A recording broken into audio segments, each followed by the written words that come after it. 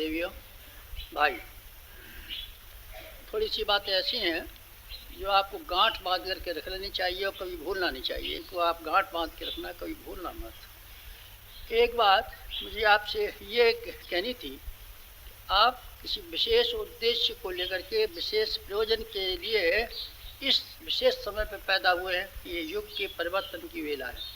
आपको दिखाई तो नहीं पड़ता, पर मैं आपको कह सकता हूँ और मुझे कहना चाहिए, आप जिस समय में पैदा हुए हैं ये साधारण समय नहीं है, असाधारण समय है। इस समय में युग तेजी के साथ में बदल रहा है। आपने देखा नहीं किस तरीके से हेरफेर परिवर्तन विश्व की समस्याओं में होते हुए चले जा रहे हैं। विज्ञान की प्रगति को आप देख नहीं रहेगा, ऐसी ऐसी चीज़ें बनती हुई चली जा रही हैं।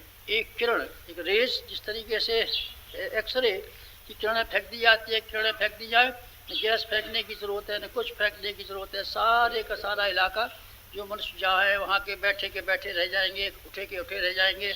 चलने फिरने के लिए कोई मौका नहीं आएगा। ऐसे ऐसे वैज्ञानिक हथियार तैयार हो रहे हैं कि दुनिया का सफाया करना हो तो बहुत जल्दी सफाया हो सकता है। विनाश की दिशा में विज्ञान के बढ़ते हुए चरण इस तेजी से बढ़ रहे हैं कि अगर चाहे तो एक खराब दिमाग का मनुष्य सारी दुनिया को, इस सुंदर वाले भूमंडल को, जिसको बनाने में लाखों वर्ष तक मनुष्य को श्रम करना पड़ा, इसका सफाया किया जा सकता है। आज ऐसा वक्त है।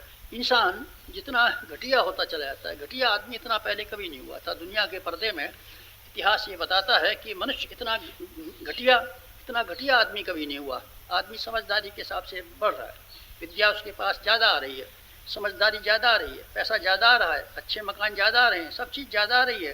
पर ईमान के हिसाब से और दृष्टिकोण के हिसाब से आदमी इतना कमज़ोर, इतना घटिया, इतना स्वार्थी, इतना चालाक, इतना बेईमान, इतना कृपण होता हुआ चला जा रहा है कि मुझे शक है इतना ठग होता चला जाता है आदमी। ठग इस जमाने का आदमी, मुझे ऐसा मालूम पड़ता है कि यही ठगी और यही कृपणता और यही स्वार्थपरता जो आज हमारे और आपके ऊपर हावी हो गई है। अगर इसी हिसाब से, इसी क्रम से चली, एक आदमी दूसरे आदमी को जिंदा निकल जाएगा। आदमी को अपनी छाया पर विश्वास नहीं रहेगा कि ये मेरी छाया है कि नहीं और ये मेरी छाया मेरी सहायता करेगी कि नहीं। आज ऐसी विचित्र स्थिति है, ऐसी विचित्र स्थिति है बेटी, हम कुछ कह नहीं सकते।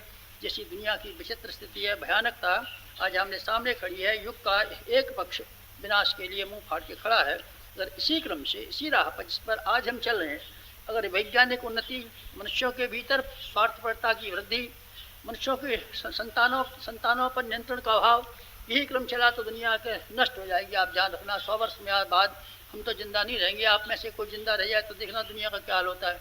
अगर ये स्थिति बन रही तो एक और स्थिति है, इसके ख्वाब हम देखते हैं, सपने हम देखते हैं, हम सपने देखते हैं।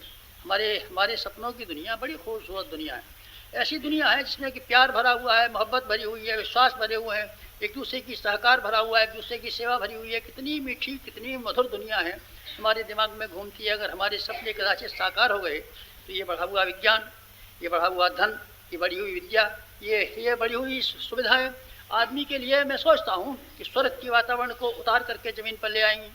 हजारों लाखों वर्षों पूर्व न सड़कें थी, न बिजली थी, न रोशनी थी, न टेलीफोन था, न डाकखाना था, न कुछ भी नहीं था। ऐसे अभाव के ज़माने में स्वर्गीय ज़िंदगी जिया करते थे। तो आज हम बेहतरीन परिस्थितियों में, दुनिया में इतनी शांति, इतनी सरसता, इतना सौंदर्य, इतना सुख पैदा कर सकते हैं कि हम नहीं कह सकते। इस चौराहे पर हम खड़े हुए हैं, एक विनाश का चौराहा, एक उन्नति का चौराहा। इस उन्नति में क्या होने वाला है, इसके लिए आपको भूमिका निभानी पड़ेगी। कास्टिंग वोट आपका है। 2 वोट बराबर होते हैं, एक वोट प्रेसिडेंट का होता है। प्रेसिडेंट दोनों वोट बराबर वालों में से जिसको चाहे उसके पक्ष में अपना डाल सकता है, उसी को जिता सकता है।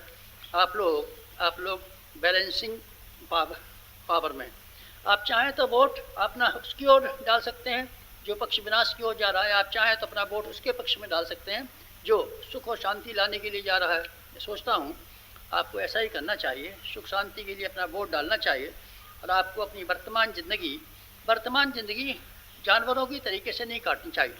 आपको अपनी वर्तमान ज़िंदगी मनुष्यों की तरीके से, विचारशील लोगों की तरीके से, समझदार लोगों की तरीके से खर्च करना चाहिए। ये विशेष समय है, ऐसा समय फिर आने वाला नहीं है।